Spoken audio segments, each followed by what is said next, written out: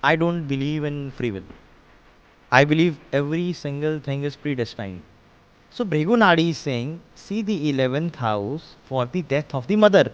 What is the most result producing thing in astrology? Is it dasha or is it transits? God can give you peace of mind. God can give you that strength to fight that pain or to bear that pain.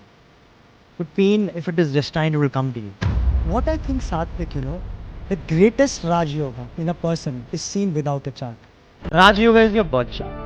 Sanyog, we can say it's a darshan. It can be turbulent time globally. It can cause some disruptions. Generally, whenever Mars, Rahu, Mars, Saturn, they come aligned together, okay, then it can lead to events like some accidents, disputes, wars, and all these events can lead to the fall of stock market. Do you think once a person is born on the planet Mars, will that chart be made according to the Mars birthplace or will it be still considered as on the Earth? Welcome to my YouTube channel Vyasa. This is Aditya starting off with my very first podcast with a topic that is intriguing to many of us, with a topic that has fascinated millions across generations astrology. It is neither science nor math, yet it is interesting. From teenagers to young adults, it has excited many. Some people have also found their true calling because of it. So let us dive into it and see what is in it that attracts people the most. Is it true or is it fake? Or is it just a play of probability? My request to all of the viewers who is watching me is to stay with me throughout. Some will find it learning, some will find it exploring, or maybe compelling, and some may just enjoy the conversation. The guest for today is Satvik Saini. He is a very good professional practicing astrologer. He has come all the way from Himachal to Mumbai to be in front of me and answer some of the most insightful questions about astrology and maybe beyond. So let us welcome him on the show. He has also researched much about the ancient predictive techniques. A very good thing about him is that he gives classical references as well, which shows that he is a very learned man. So let us welcome him to the show and start a truly intriguing, interesting podcast. Podcast. So, Mr. Satvik, I'm very glad to have you here. Tell me something about yourself. How did your journey into this astrology begin? Thank you so much, Aditya, inviting me for the very first podcast of yours. And see, if I talk about my journey, then it starts somewhere from the year 2016. It was the year 2016, the date was 28th of December. So I went on to consult an astrologer. He was very near to the place I live. Okay.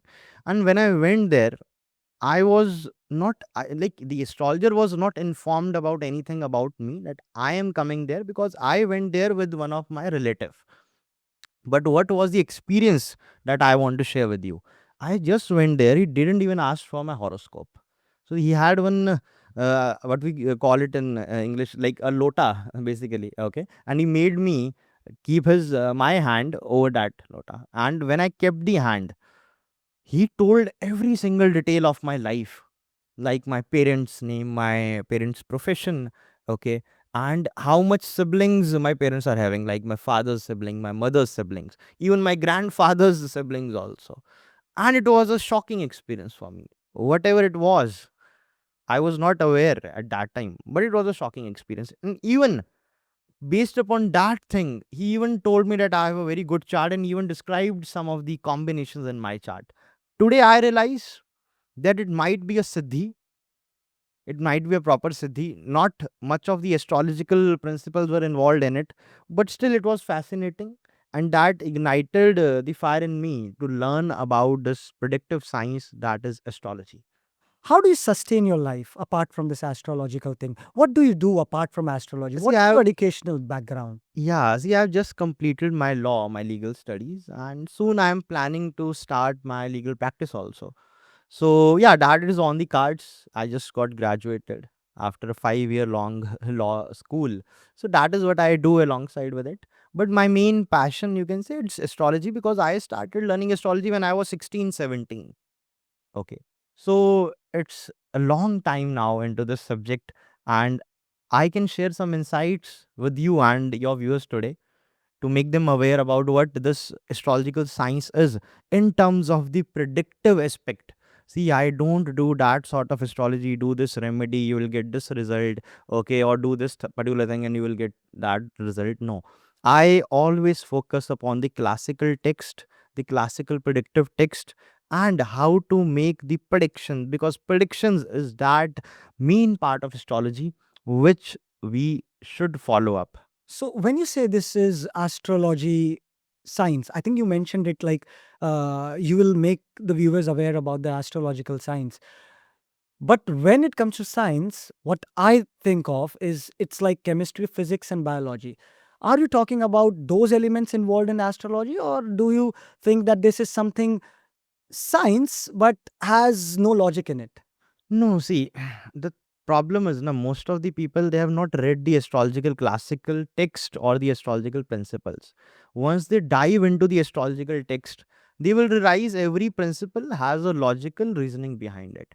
But see, today, if you ask me after such a long experience, then I still won't call astrological techniques or astrology a pure science. No, I will call it as a intuitive art. This is an intuitive art. Okay. Why? Because in astrology, you have so much of combinations, so much of techniques. And when you are looking at one chart, then you have to apply the best of your knowledge. And that can only come from a skill or a art, what we say, and also through the intuition. No matter how much you study, no matter how many techniques you learn, still you can't get constant results in astrology. And that's also true. A maximum accuracy in today's world an astrologer can get in terms of the astrological predictions, that is 80% Okay. or 85%. Whereas in science, we have fixed formulas. Exactly. You have a fixed formula, you will always get that particular result through that formula. But here, we don't get a constant result. As an astrologer, I might be right on the 7 charts, I might fail badly in the 3 charts in terms of prediction. So we can't call it science, Exactly. because we don't have any sure short formulas or sure short rules which will work constantly like butter, which is there in the science. So no, I won't say this is a pure science. Yes, I remember one astrologer.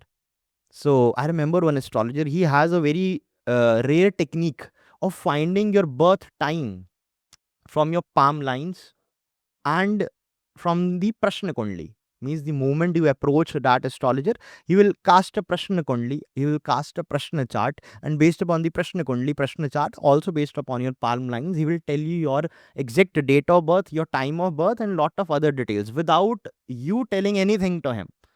So he has produced a constant results through that. So he can still claim that that is a science, because that is giving constant results to him. But see, such astrologers with such a rare accuracy, they are very few, very few. So coming out to the, like, talking about majority of the people, they are not that accurate, and majority of the techniques also, they are not that accurate. Like, they work in some charts, you will find that the suppose there is a astrological technique from Prashna Marg based upon the Ashtagvarga of Venus for marriage timing.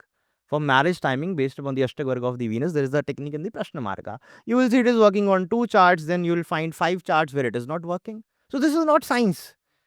But as an astrologer, if you have a formula which you can prove practically that it produces consistent results, then I will say it is a science.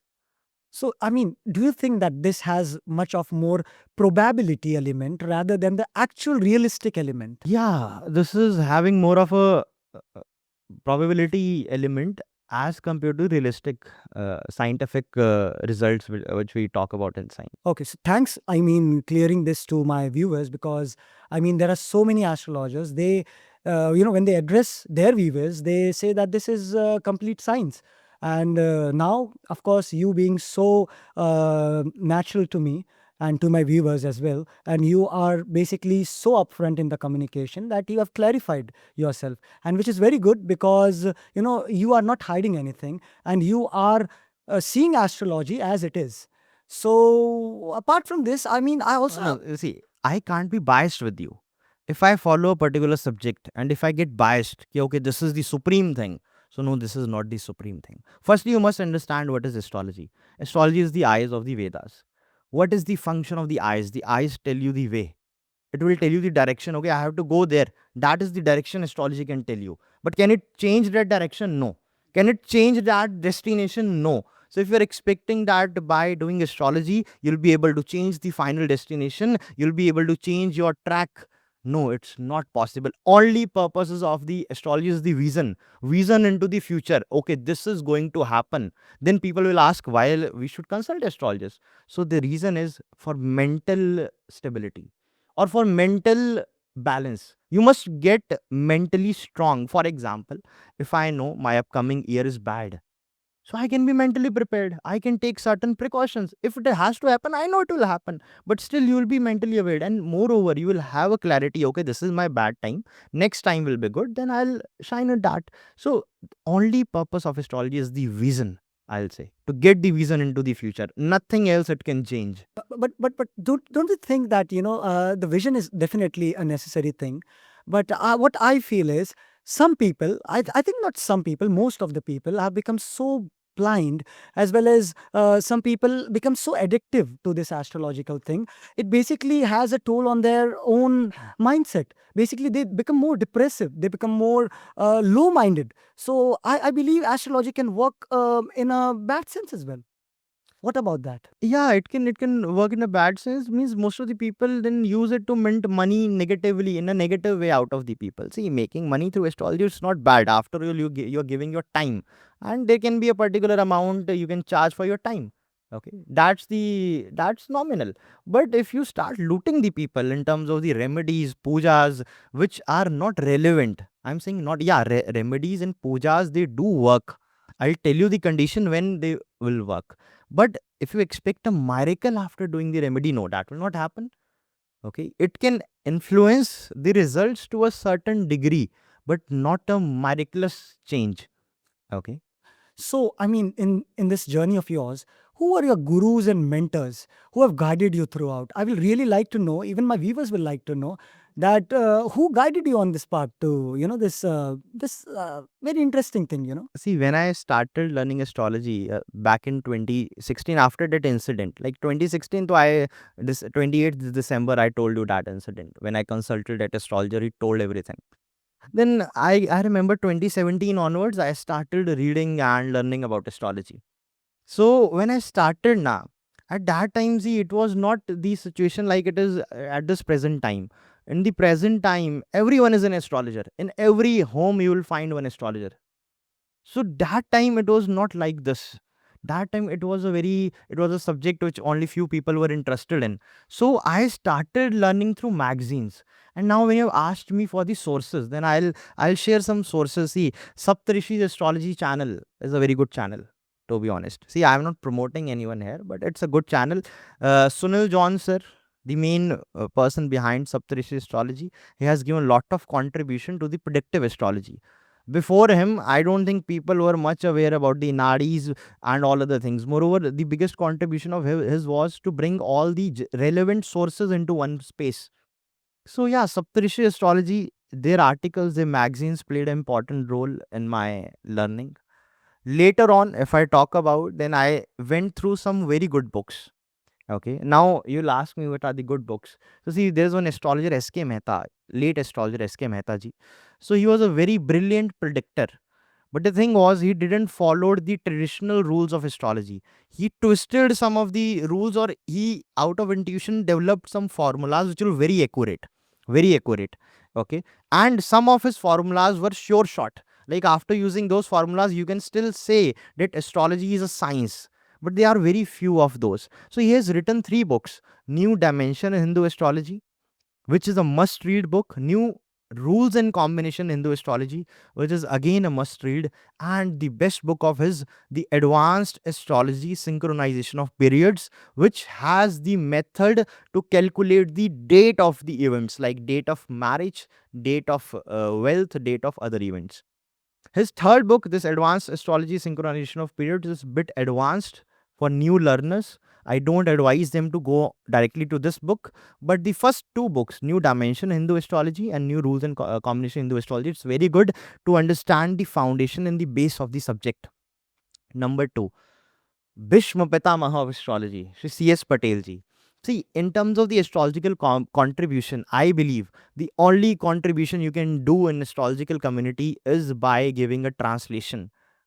Okay, because what is happening now in today's time, everyone is so much busy in their own fantasies and their own half baked knowledge that they are developing their own observation and selling it in the terms of the astrological knowledge, but that is not the case. And astrological knowledge or astrological technique should be backed with a classical reference, or with will be should be backed with a strong shastra reference. Okay, so now problem is these texts are in Sanskrit or in a different lipi, different basic, yeah. So we need the translation of it. Then only we can figure out, okay, this is the technique, this is a good technique, this is how it works. So translators have a very important role. So when it comes to translations, I believe R. Santhanam has the biggest contribution in astrology. He translated some of the very fine books. For example, Brihat Prashra Hora Shastra, the Bible for most of the astrology learners. R. Santhanamji translated it into the English, which is very important text. C.S. Patelji played a very important role in translating the nadis, real nadis, okay, and providing the translation for some of the major shlokas from the important nadis. And if you read his books, C.S. Patelji has written one book, Nadi Astrology. If you want to master the timing of event in seconds, like how to predict year of the marriage easily, how to predict, okay, month of the marriage easily, okay, I don't say that those techniques works 100%, because that is why I told you in the very starting, it is not a science, it is a intuitive art, but they do work very good in a majority of the charts. So if you read his book Nadi Astrology, you will find a lot of rare astrological sutras which are missing in the today's astrological community, or today's people, they don't read about those shlokas. So Nadi Astrology by C.S. Patel is a wonderful book. Now Mansha and Nadi Astrology by C.S. Patel is a wonderful book. And almost all of the books of R. Santhanamji, it's a wonderful books.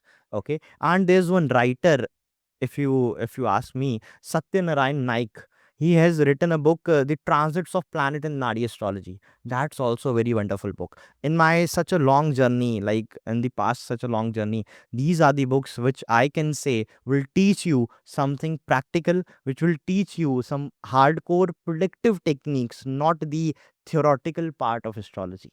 So if you are a serious learner for predictive astrology, then follow these particular people. C.S. Patel ji is very good. Santhanamji is good. S.K. Mehta ji is good. So their books are very much relevant in the today's scenario. And I don't think anyone require more than this information to be a good predictor. If you follow C.S. Patel ji, okay, and if you follow the S.K. Mehta ji, that will be more than sufficient. So I think from this information that you provided, many of the viewers who are really interested into the astrological thing, they will definitely go through it and they can get their what we say, the predictive part strengthened. So I hope my viewers have kept a note of it, and maybe you can go through it and let me know in the comment box as well. Is astrology the only predictive thing that we have got, like the humankind have got, or is there any other predictive tools which maybe could be more accurate than astrology? No, see, other predictive tools, they will also fall in the category of astrology. Whether you talk about palmistry, okay, it also comes under the domain of astrology. So astrology as a whole, it means a predictive science, or not predictive science, but a intuitive art. It has lot of aspects, whether we talk about the Vedic astrology, Nadi astrology, okay, we talk about the palmistry.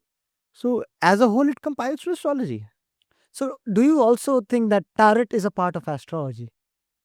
I don't follow tarot.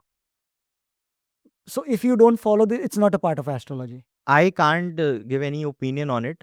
because I have not experienced anything related to it, nor I have learned anything related to it. So I can't be biased now. If I say it is not working, then people will be like, okay, आपने तो पढ़ा नहीं है, आप कैसे बोल सकते हो ये काम नहीं करता है?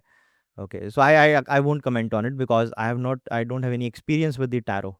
When does astrology attracts people the most? Is it when the people are curious, or when people want to know about themselves, or they are in depression, or maybe they are just feeling low? See, 70% of the astrological consultations are done when the client is in a problem. He's not having a job, he's trying for a job for a long time, he's not having a good married life, or he's trying for the marriage to happen, or trying for the kids. Anything it can be. 70% of the people will come to you when there is a problem. 20% are there are those people who want to know about the future, they will consult you, okay.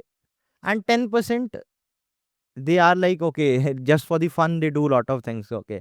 Astrologer ko consult karte hain. So there are different categories, I can say.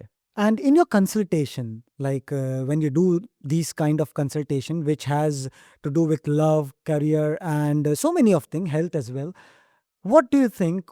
I mean, what kind of clients do you come across more? See, we across every sort of client, and people have become crazy these days. And I want to make clear what is the purpose of astrology. Astrology's purpose can be defined into 5 or 6 categories. Number one, career. Which career will be good for me? When will be my good time in terms of the career? When I will get a job. Marriage.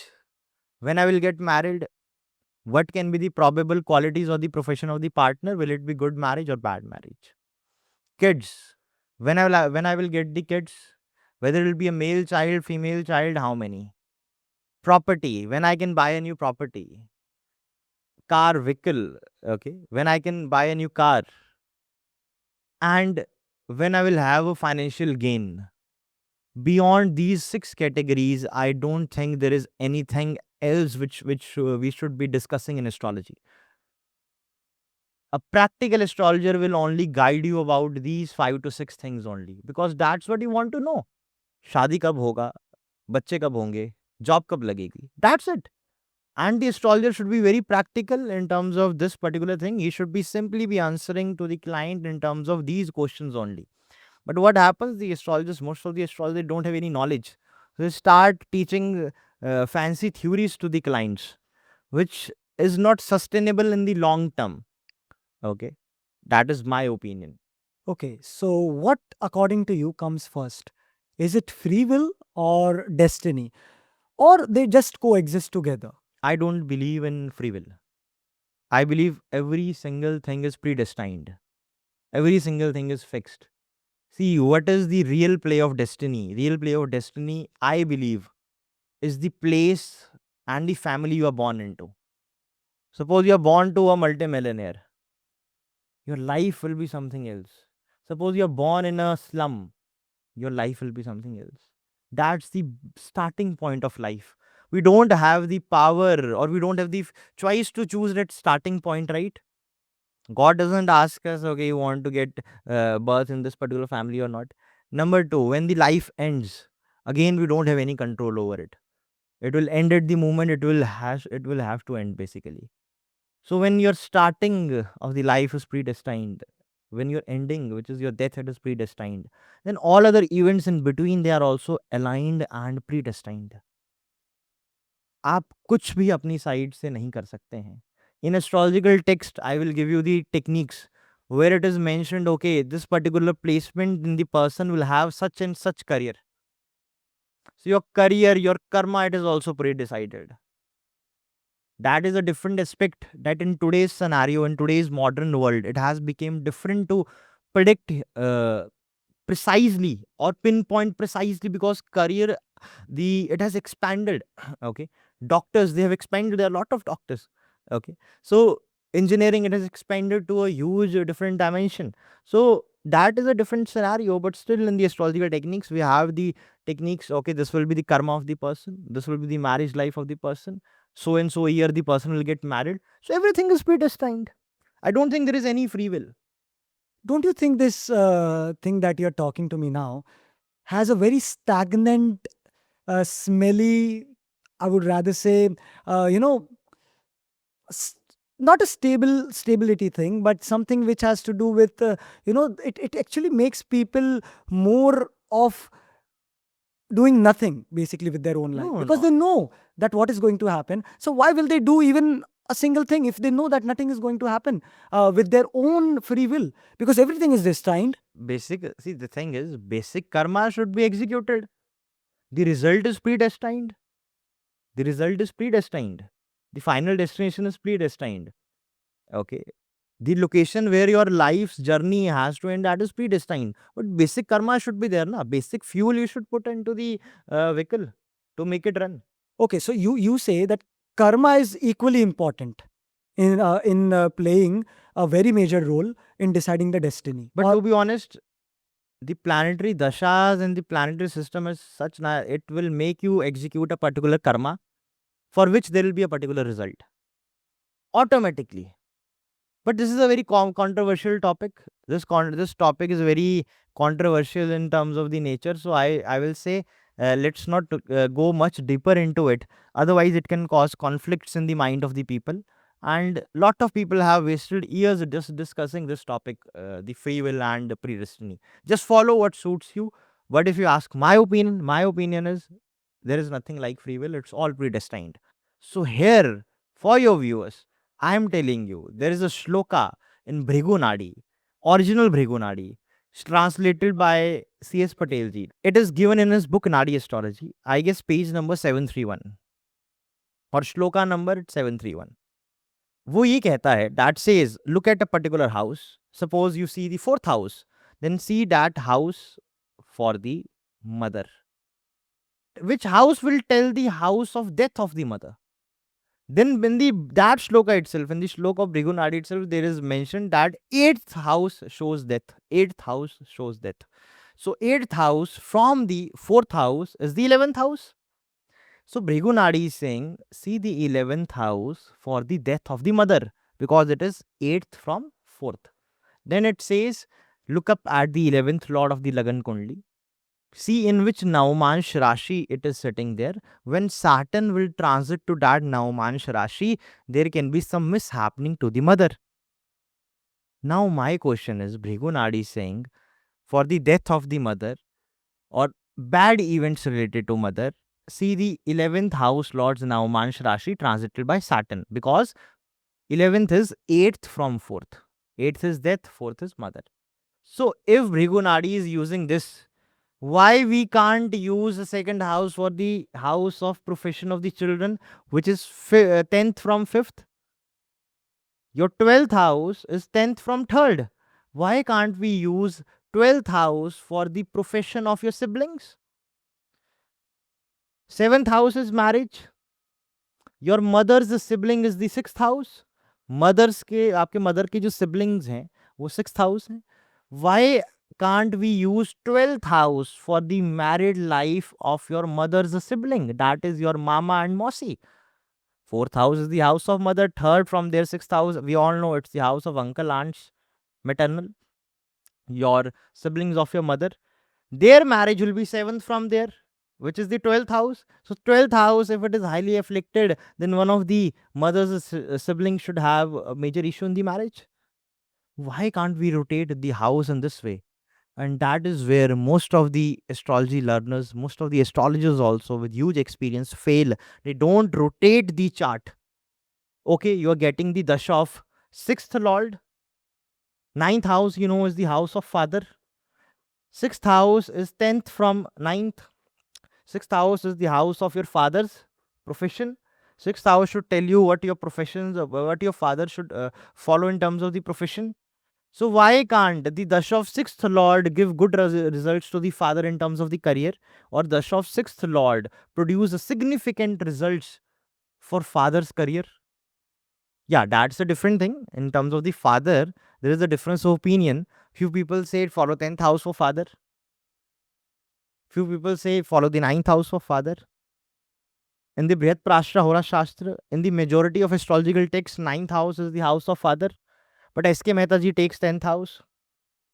Many classical texts they take 10th house, majority take ninth. Suppose we take ninth, so sixth will be the house of father's profession. So sixth lord dasha, why it can't give prominent result to the father in terms of the career? Your sixth lord dasha, not your father's sixth lord dasha. So if you learn the house rotation sutra, you will open up a new dimension for predictions. You will open up a new dimension on how to use the dasha, and you will open up a new dimension on how to see the charts. So I mean, this is quite a good thing. You made my viewers understand about the chart rotation technique, which indeed I have also noticed in one of the videos that you have posted in your channel, and which is quite good because I think my viewers should go through it, and you can come to know more deep about what he is talking to me right now. At starting, people used to challenge, okay, from where you got it. Then I finally found the shloka in the Bhrigu translated by the C.S. Patel ji. In the Nadi astrology book of C.S. Patel ji, I guess slok number 731, something like that, it has the mention. I posted it in my channel in the commentary tab. So now we have the authentic text, Bhrigu original Bhrigu telling us a sutra. Have you come across any techniques, related to marriage or career or health, which you found it to be most accurate? When I say most accurate, I have two, three examples, I will like to give it to you. I have seen in my research, when I was researching about it, I'm not that much of a big researcher, but, when I used to see charts when I was learning astrology, there was this combination Mars Ketu. This Mars Ketu, when I saw in one of my female friends chart, and I came to know that it is creating havoc in their martial life. No, My see, to findings. be honest with you, Aditya, then I will say Mars plays a very important role in the marriage, but especially for females. For females, Mars is the kark of husband. Many Nadi texts take it as the kark of husband. And yes, there are certain yogas. If Mars is highly afflicted, Mars is highly afflicted by Saturn, Mars is highly afflicted by Rahu, by conjunction, or Mars is with Ketu, the married life of such females will face a problem. Such females will have a cheating tendency. They can be not be so loyal in the marriage. They have a cheating tendency. They can go to extent of cheating in the marriage. Okay. And they can also create a havoc in the married life. Okay. Mars Rahu, Mars Ketu, Mars Saturn for female can be a very challenging combination. And certainly it impacts the married life of female in a negative way, and also can create a cheating tendency. Yeah, in some cases, the female might get cheated from the husband, but I have seen practically in a lot of cases, generally it's the female who cheats with such combination. But don't go blindly into it. Look up at the whole chart completely. Don't go blindly into it, and don't follow these words as it is, because we are just talking about a single combination and possibility of a single combination. We are only here to discuss that single combination. We are not looking at the whole chart right now. Might be in the now Mansha, we have a completely different story. Could you share some advanced or eureka techniques that has worked for you very finely? I mean, it could be related to marriage or career, and it could be, pertaining to this Navansh chart, Dashansh chart. Any techniques that you are very fond of and which gives you really very good results? Aditya, this is my favorite topic, and now I will proceed. But as you asked, advanced, I will share the advanced sutras. But before that, I will share some basic sutras also. So, as you all know, Saturn is the Karma Karka planet. Karma, your career. Jupiter is the Karka, Jiva Karka. Also, many people take it as the Karka of destiny, luck. So the year, the Jupiter will transit over your Saturn, or Jupiter will transit the Rashi occupied by Saturn. That year should be a very good year for you professionally. You should get a professional rise. Even a very unemployed person can also get a job, provided Saturn is not afflicted, like Saturn is not in Duryoga, like Saturn Ketu, Saturn Rahu combination. Then in that year, there can be a professional downfall. In the Lagna Kundli, you have to check it. Now coming to marriage, just look up at the Shukra Venus in the Lagna Kundli. See when Jupiter transits over the Venus. When Jupiter will transit over Venus, or when Saturn in the transit will transit over your Venus, there will be high chances of a marriage or not marriage, then relationship. So when you say that Jupiter transit over Venus, is it also Jupiter trine to Venus because Jupiter has I will, aspects of yeah, it? trine is also mentioned, but I advise using the exact transit. So Jupiter or Saturn transiting over Venus can trigger a marriage, relationship, engagement sort of event. Jupiter over Saturn or Saturn in the transit over Jupiter for professional rise. You can take it. Now advanced sutras. See, what you need to do is, Aditya, just simply mark these three planets in your chart. Your ninth lord rules your bhagya luck. Your 11th lord, it rules your gains. And your second lord, it rules your wealth. See which three planets are ruling these houses. Mark those three planets in the D9 chart. In the Naumansh Kundli, mark your ninth lord. In the Naumansha, mark your 11th lord. In the Naumansha, mark your second lord. See which Rashi they are occupying in the Naumansh Kundli. So, when in the transit, the Jupiter will transit over the ninth lord's Naumansh Rashi, or 11th lord's Naumansh Rashi, or your second lord's Naumansh Rashi, those years will be of financial luck. Those years you will have a great financial rise, and those years will be golden years for you professionally. In a snapshot method, in a snapshot way, by using Naumansh Kundli as well as the transits. Now, many people have misconception that Navmansh is only seen for marriage. No, Navmansh is seen for everything.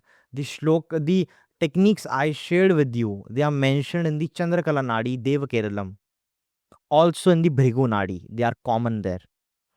Similarly, for marriage, see the Navmansh Kundli. But before that, in the Lagna Kundli, just check which planet is your seventh lord, which planet rules your seventh house. See that planet in the Navmansh and see your Venus in the Navmansh. This is common for males as well as females. When Jupiter in the transit will transit over the sign occupied by Venus in the D9 or or the seventh lord in the D9, that year you should be getting married, engaged, or a major year regarding relationship. Why there is this confusion? Because see, firstly you need to check in what age category the person's marriage is falling. Is there a late marriage? Is there early marriage? Exactly, the If yogas basically. yogas, if there is a late marriage, then if this transit comes in, then it can give affair. Even if a person is married and these transits comes in, then also I have seen possibility of affairs, relationship. So this is how beautifully you can use Naumansha. Okay, just simply see the seventh lord of the Lagna Kundli in the D9 and see which year Jupiter transits over that Rashi. And what about the Dashams chart? Have you got any predictive or advance? See, we have different kind of Dashmansh Kundli. There's one very beautiful and a very great scholar, R.K. Das. He has written a book, Dashmansha, on Dashmansha and profession. But he has casted a different Dashmansha. Generally, we follow Parashari Dashmansh. But he has casted a different Dashmansha and he has named it as Sadhu Paddhati Dashmansh. So for Sadhu Paddhati Dashmansh, there are different rules. He has given a different rules. Those rules are found in his book, R.K. Das. He has written a book on Dashmansh. But if you follow Parashari Dashmansha, then you have to focus on two houses, the Lagna of the Dashmansh and the 10th house of the Dashmansh. Whichever planets occupy the Lagna in the 10th house of the Dashmansha, you will have the career connected with those planets. Suppose Surya is connected with the Lagan or the 10th house of the Dashmansha, 99% person should be in the government job. If it is not there, then I think the Dashmansh Lagna is incorrect. You need to do the birth time rectification. Suppose Mars is connected with the Lagan or the 10th house of D10, then the Mars signified uniformed professions like doctor, police, army, lawyers, uniformed people. So such a person should be in some uniformed service or a uniformed profession or can be into technical engineering work. If not, then I don't think that is the right Dashmansh Lagna. So Dashmansh Lagan and 10th house, the planet setting here creates a huge impact on your karma. Suppose it is Jupiter, then teaching. If suppose Venus is there, then something related to acting, modeling, social media fame, or business also. Mercury also can give business, accountancy, CA, banking profession if sitting in the first or the 10th house of D10. If no planet sits in the first or 10th house of D10, then see which planet is aspecting it. Use its signification. And another very important aspect, okay? So this is regarding the karma. But see, always confirm it with the other aspects also. See the Parashari method also. See the method given the Brihat Jatak, the 10th Lord's Naumansha. It also decides the person's karma. Then also have a look at the Karkam Shikundi using the Gemini Naumansh. If all of these three tallies up, or all of these indicates a similar result, then no doubt the person should be following that karma, that profession. And I will share a very rare sutra. So there is a very rare sutra on how to see great rise in the chart. So see the moon of your Lagna Kundli. In the Lagna Kundli, just check which nakshatra the moon is in. Whether it's in the Bharini or Uttar Bhadrapada, Revati, I'm just for giving these, like for example. Okay. See which nakshatra moon is there. Take that nakshatra lord. Take that nakshatra lord and see, is it getting connected with the 10th house of Dashmansh? If the nakshatra lord is in the 10th house of the Dashmansha, or if the nakshatra lord is aspecting the 10th house of the Dashmansha, then such a person will get a huge professional fame, will rise in his career, can reach to a top level. This is a very good Raj Yoga. Again, this is mentioned by Shri K.N. Rao ji also many times, VP Goyal ji also many times in their books. And this moon's nakshatra lords and its importance also is given in the Chandrakala Nadi in the Deva Keralam. Can you imagine? So moon's nakshatra lord, if occupying the 10th house of the Shmansh, can give very good rise in terms of the career. So, when you assess a person's character, what do you see first? Because there are so many things, you cannot see everything at once. So, you go step by step. But what is the first step that you take? See, Lagna is yourself. Lagna indicates your character. Fifth house is the house of your mind. If Lagna, first house as well as the fifth house, they are afflicted by Papa Grahe, Shani, Mangal, Rahu, Ketu, or their lords are not a strength, means they are debilitated without Neech Bhang or badly afflicted. Such a person will have bad mental intentions. Such a person can get defamed, will be of bad character. Bad character means can have a tendency of cheating or committing bad acts according to the standards of the society. So don't you see the ascendant lord's nakshatra, or maybe the ascendant nakshatra, or maybe the Navansh first house rising zodiac sign? Because I think these are also the contribute, between. In terms of the Lagn's nakshatra, there are references. Many astrologists say use Lagn's nakshatra for the Vimshotri Dasha. Okay. Yeah, that is no doubt one of the major thing which you can use in the Vimshotri. But regarding Lagn's nakshatra, I'll tell you. Just see which nakshatra the Lagna is falling. Just see which nakshatra the Lagna is falling. Note down its lord. The lord of that nakshatra, the Lagna nakshatra lord, in its dasha antardasha, will give you great rise, will give you prominent rise, wealth, status, and can give some very good results in the dasha period. This technique is also mentioned in the C.S. Patel ji's book.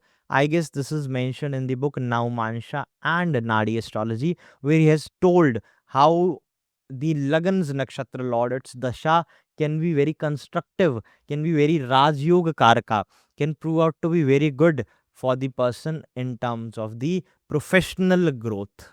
And what about the moon's nakshatra? Does it also play a role in basically No, Moon's defining Nakshatra characters? Lord's technique I told you. Moon's Nakshatra Lord in the D10. If it is connected with the 10th house, then No, but this is a technique. I'm talking about the mindset of a person, basically the psychology of a person. So will you see moon or the ascendant nakshatra? I follow Lagna and 5th house. See, Aditya, coming to the nakshatras, the problem is nakshatras, when they are mentioned in the Jyotish classics, they are used more predominantly in the calculations, like calculation of the Kala Chakra Dasha, calculation of the Vimshotri Dasha. For predictive aspect, they are not used much. For predictive aspects, we have one concept of Navtara Chakra. Navtara Chakra, there is Sampat Nakshatra. Sampat Nakshatra is the second nakshatra from Janma Nakshatra. So it is said, just see the second nakshatra from the Janma Nakshatra, it's Sampat Tara. See the Sampat Tara lords. So Dasha of the Sampat Tara Lords or Sampat Nakshatra Lords Dasha can give very good wealth. When the planet transits the Sampat Nakshatra, like Jupiter, when transits the Sampat Nakshatra can give very good wealth. So that's the predictive use of nakshatra by the Navtara Chakra. There is another predictive use of nakshatra using the Ravan Samhita nakshatra padas, but it is not much known to the people. I tell you, there is a book Naksha on Nakshatra by K.T. Shubkaran. So K.T. Shubkaran has written a book on the nakshatra. He has given prediction for each planet in each nakshatra pada aspected by various planets. So each planet in each nakshatra pada aspected by various planet, K.T. Shubkaran has given in his book, in the nakshatra book. I believe he has taken it from the Ravan Samhita because Ravan Samhita nakshatra pada also had same predictions. So high chances they both are relatable. So if you want to follow that method, then follow that book. But I will advise don't go much deeper into the nakshatra because we before like except nakshatra there are a lot of things which can be enough for a very accurate astrological prediction. So I have seen many of the astrologers, they are predicting Raj Yogas in someone's chart. But I've also seen people in that Raj Yogas part, it doesn't fructify. Basically, the Raj Yogas are predicted, the yogas are there, but it doesn't fructify. Is there any transit that gives them the push, the yoga to fructify, or what is it? No, see, in the cases where the Raj Yogas has not got fortified, then always remember there is a Raj Yoga Bhang also. We have talked a lot about the Panch Mahapurush Raj Yoga. आज की date में every other person on the YouTube और Instagram is telling okay पंच महापुरुष राज योगा रोचक yoga मलव्या yoga but in दी चंद्रकला नाड़ी there is a श्लोक on राजयोग भंग of the पंच महापुरुष योग राजयोग भंग of the Panch Mahapurush Yoga we have a shloka so if you go ahead with the chandrakala nadi you will realize for each placement, especially for Malvya Yoga. It is said if Malavya Yoga is there, then if Jupiter and Saturn they are together in the chart, then it can lead to the Rajyog Bhang. If Jupiter and Saturn they are together in the chart, then it can cause the Rajyog Bhang of a Malavya Yoga.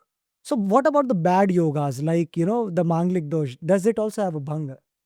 Yeah, there is the Bhang for the Manglik dosha, but I don't give much importance to the Manglik dosha. Give more importance to the Navmansh only for Oh, marriage. okay, so from your experience, what is the most result producing thing in astrology? Is it dasha or is it transits? In my experience, it is only the transits. You don't give much importance to any kind of dashas, I like the don't give much Vimshotri, Yogini. importance to the dashas. The reason is there are more than 50 dashas in astrology. For each dasha, there are more than 4 settings, 3 or 4 settings. Each scholar claims my setting is accurate and other person's setting is not accurate.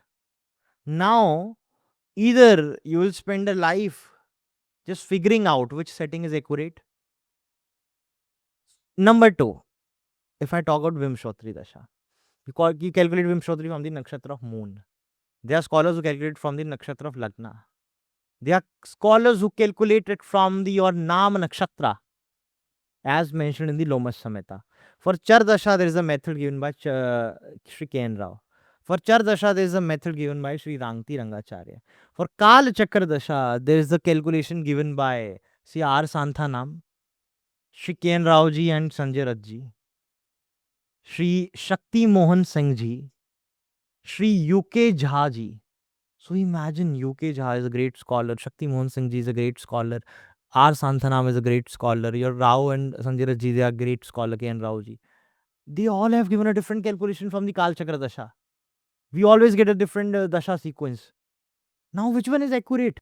The problem is there's a lot of ambiguity, like there's a lot of confusion. Now, compare the transits. Transits are constant. If I know on 2nd of June, Jupiter will transit Cancer Rashi, then obviously on 2nd of June, Jupiter will transit Cancer Rashi. No astrologer in the world can claim that I will take Jupiter not in Cancer, I will take it in Capricorn. Number one, by the Ayanamsha difference, the dates can differ. For example, if I'm using Lahari Ayanamsha, it is telling me the date 2nd June, Jupiter will enter Cancer. Suppose if I was using the the Raman Ayanamsha, or if I was using the Bhasin Ayanamsha, or PV Narasimha Rao's these Pushyapaksha Namsha, so it can happen Jupiter might enter the Cancer Rashi few days earlier. But it will eventually come to Cancer, na? When it will come to Cancer, we have predictive techniques. How to see in what transit, what result will come up. Those are constant. Those are constant. Okay, so tell me one thing. Don't you think, or do you have the same understanding related to Ayanamsha as well? Because there are so many Ayanamshas. Ayanamsha, there's a lot of confusion.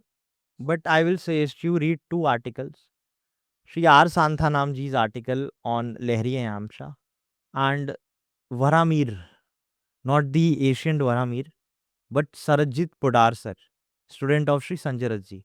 He has given a very good article on Ayanamsha.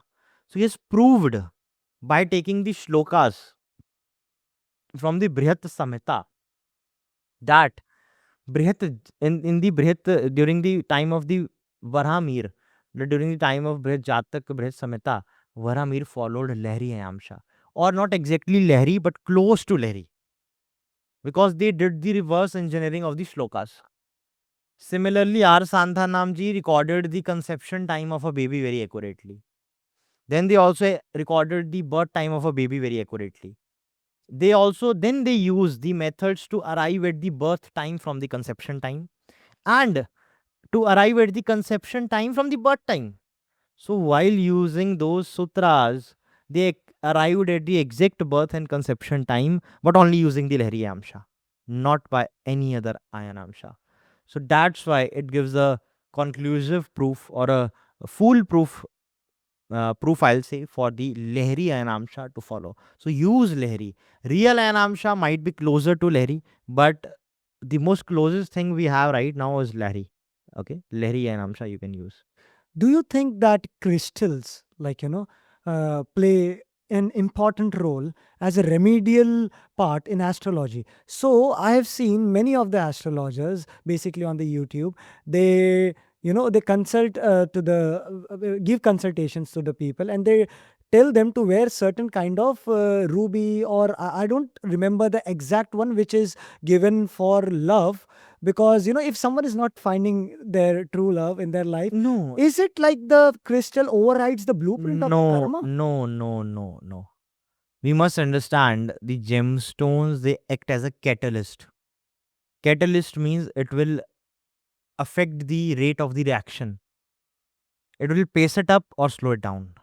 It can't change the outcome. So gemstone just affects the intensity of results. Suppose you're having a very strong Raj Yoga, you're under the Dasha of the Raj Yoga. You wore the gemstone to activate that. You might get enhanced results. But nature or the blueprint of the chart would change.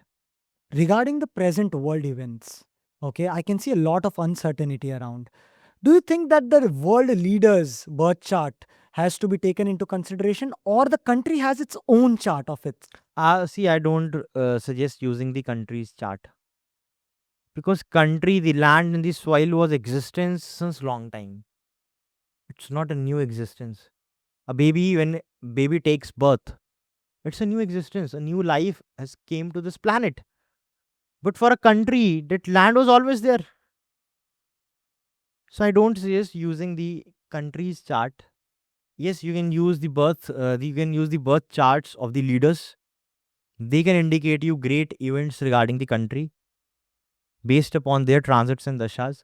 But the problem is you won't find the accurate details, because generally the political personalities and all the influential personalities, they don't give the right birth details out. Astrologers often speak about their successful predictions. That's what I have seen in many of the forums. Okay. But tell me one thing. Have you also failed while making predictions? And if No, so, yes, what was your experience, and what was that moment when you failed? Can you share something with me? Aditya, to be very honest, I'm telling here it in your platform. Suppose I see 10 charts, then I'll fail around in 2 to 3 charts badly. But I know I will be accurate in 7 charts almost. My focus is always on those 7 charts to give the right prediction. The prediction which just went wrong, we can't do anything of it. I'll just let that person know, you can consult anyone else. That simple. Because in none of the practical scenarios we have 100% accuracy rate. Medical science is a proven science. I know doctors, they can't verify or treat a particular disease. For example, a famous celebrity was having a major issue in the nerve. Doctors couldn't figure out his nerve issue for years. That's a proven science. Doctors give medicines, many times medicine doesn't work. An advocate, you just go and check the success rate of the top advocates. You won't find it more than 70%.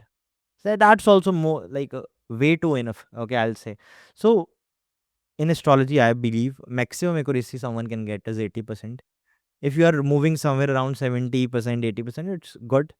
The prediction which are going wrong, don't give much importance to it because you will get disturbed. You will get disturbed. Focus on what right you are getting. Do you think astrology is subservient to something greater, like faith or God? So basically, I have this thing in my mind that if this astrology is a system and if it is made by some creator or some God, do you think that they can get into this system and do it correct for you? A person of faith, a person who believes in God, does they get the exemption from the astrological system? Or the planetary results, you mean to say. So, Aditya, for answering this question of yours, in the present time, there are some great Mahatmas or saints in India. One of the very famous one, very genuine and very spiritual, very pure soul. He's suffering from a major chronic health issue. And there is a constant pain. So I have seen even the most spiritual people, they have problems. They have problems. Health problems, any other problem. You can't add what is not there in your destiny, nor you can subtract. God can give you peace of mind. God can give you that strength to fight that pain or to bear that pain. But pain, if it is destined, it will come to you. Even greatest of the current, I won't name here, but you know whom I'm talking about. So there are a lot of such great saints right now who are facing some health issue. So it's you can't even if you're close to God, you think being closer to God it will change the destiny. No, that will won't be the case.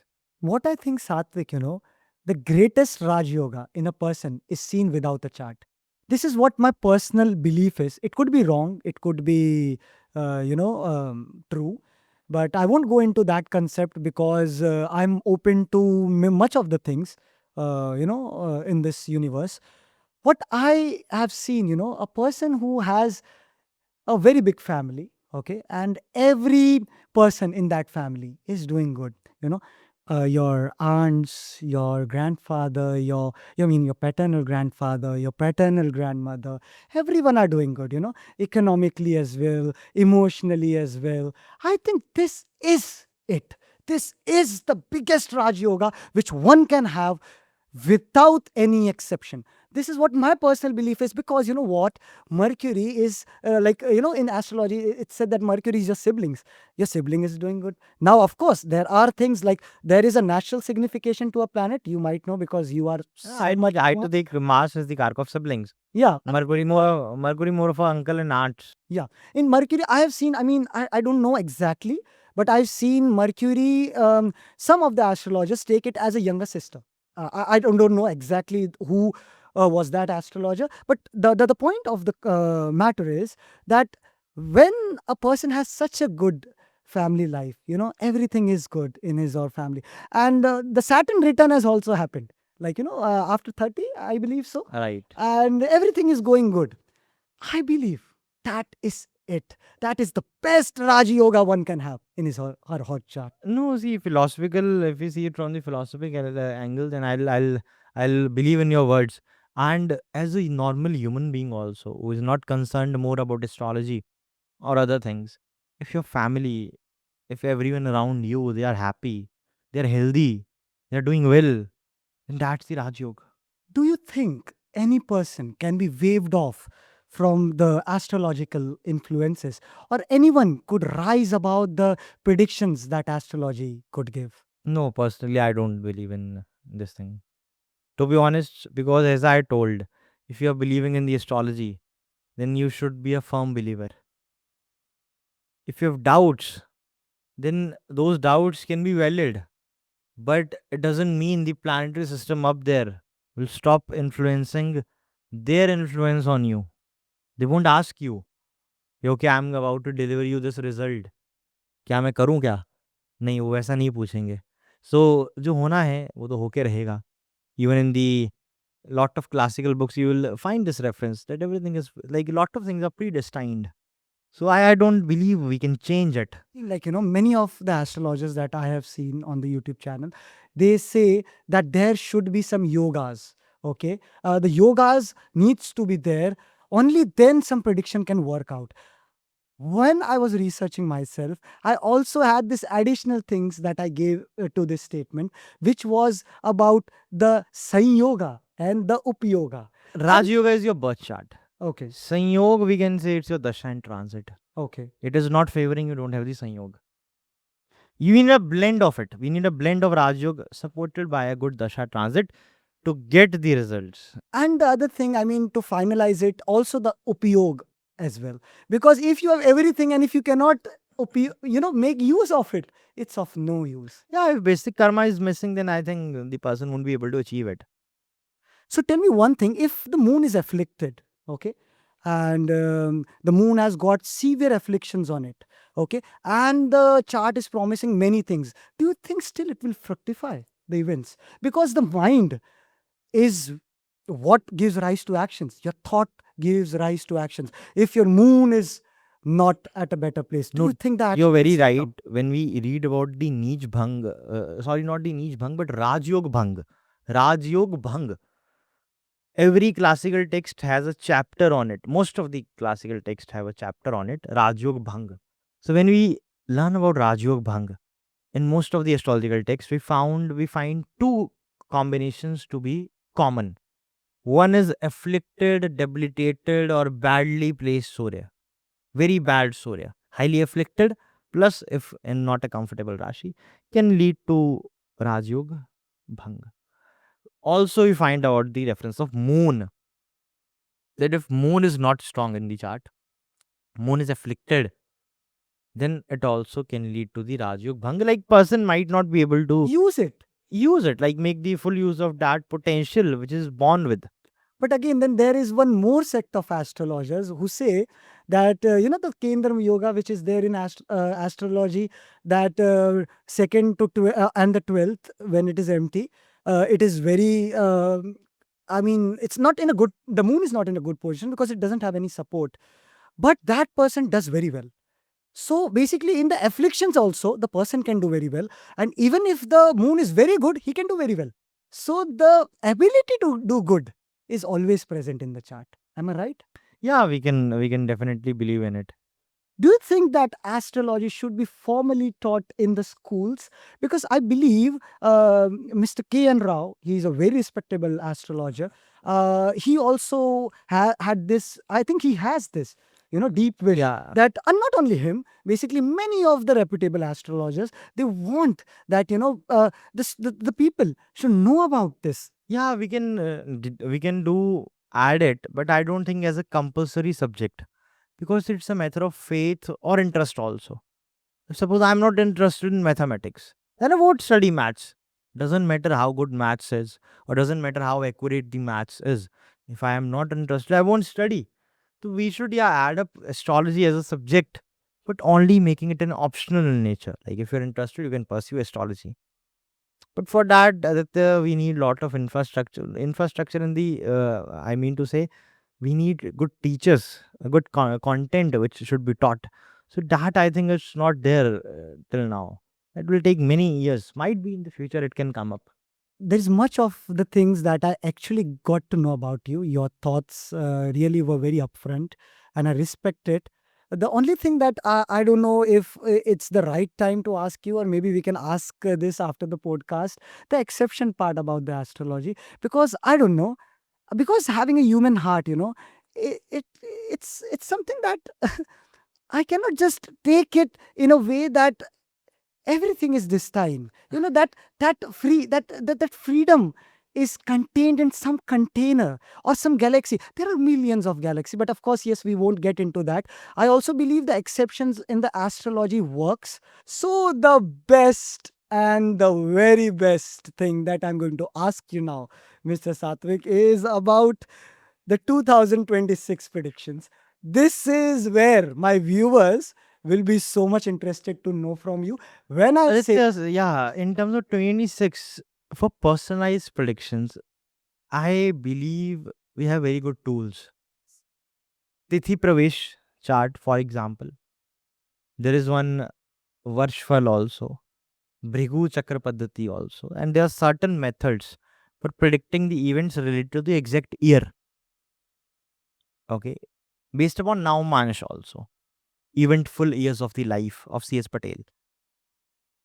Based upon those things, we can definitely tell a person it will be a good year or bad year. But for that, we need their chart, personal charts.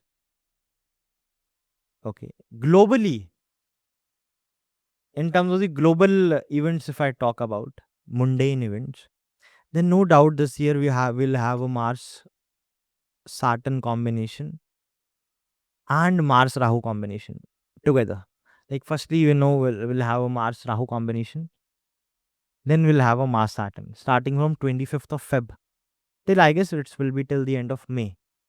So from end of Feb till May, it can be turbulent time globally. It can cause some disruptions globally. Generally, whenever Mars Rahu, Mars Saturn, they come align together in the chart, in the natal chart.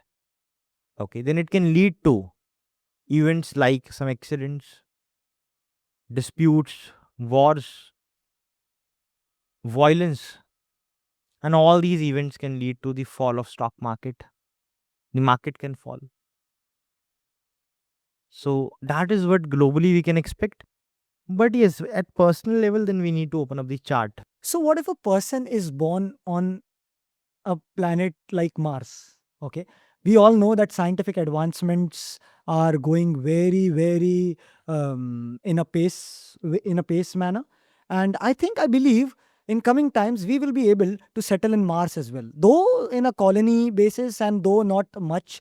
But do you think once a person is born on the planet Mars, will that chart be made according to the Mars birthplace, or will it be still considered as on the Earth? No, you're very right. But I think to confirm about this particular question, I will need to ask the astronauts to go up to the space station because they might be knowing what they experience unusual there. Because for them also, they are not on the Earth, correct? So suppose they are up there in the space, but still they are getting affected by the planets. Suppose if someone has went to the space station, came back, okay, still that person is in the control of the planets. So I think even if you go out in the space, still there will be planet influence provided many of our astronauts they go up there and come back down. Exactly. But what if they don't? What if they stay there? What if their generations is being No, born? they stay in space station for months, No, I'm talking living a about normal life. what about the planet basically? Because you are just changing the planet now and you are Yeah, now settling on the Mars. no, So will you make a birth chart according to the Mars birthplace, or will you make it according to Earth? see, Aditya, I personally never thought about this scenario. Like to be honest. So Satvik, thank you for joining my show. It was pleasure to have you here. Thank you so much, Aditya. I just want to say, I know it's very difficult to put it in words in 1.5 or 2 hours. All the wisdom and all the techniques. But if I could give a eye-opening session to everyone, then I think that will be more than enough. And yeah, it was pleasure being here as a guest with you. And I believe next time we'll do podcast more on we'll discuss more hardcore concepts of the technical astrology, which are meant for the learners or the students of astrology. So as I reflect on today's conversation with Mr. Satvik, my thoughts whisper back to me. Undoubtedly, astrology might have played a very crucial role in guiding many people across generations. Is it true or not? I have not yet arrived to any conclusions. But What I do believe is a human being's willpower, a human being's imagination is limitless, is endless. We live in a universe full of possibilities, and astrology could be one of the possibility. In ancient times, many people used to see the stars to navigate through the unknown terrain. Likewise, the spiritual seers also looked upon the planets because they thought that planets do play a vital role in deciding one's destiny. But as I always say, a guide can be a light, but it is not your life. A guide can guide you, but it is upon you to take your life forward. Your life is yours. That heart beating towards your dream is yours. Your destiny is yours. Your choices are yours. You are the master of your own fate. You are the captain of your own soul. And thank you, Nelson Mandela, for ending this up for me.